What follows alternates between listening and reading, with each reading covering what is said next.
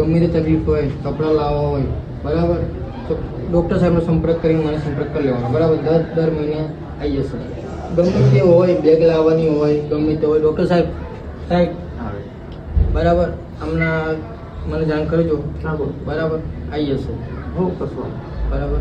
ને ઘરે સામાન કીટની બી વ્યવસ્થા કરાવવાની હોય, ઘરે ના હોય તો એ કોન્ટેક્ટ મારો કરાવજો, બરાબર.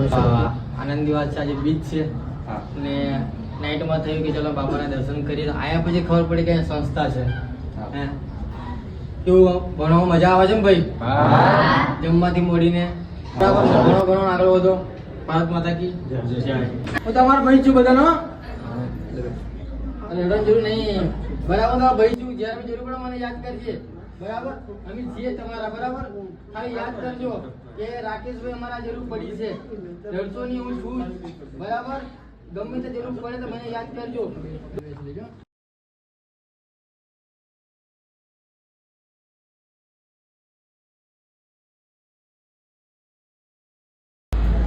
સાહેબ, જેને મમ્મી પપ્પાનો પ્રેમ નહીં મળે ને એની વેદના થાય છે. એ નાનપણમાં જેને એવી વેદના થાય છે ને, બહુ જ ખતરનાક. આપણો અનુભવ છે કે હું ગામડે બહુ બધા બાળકોનું મુલાકાત લઉં છું.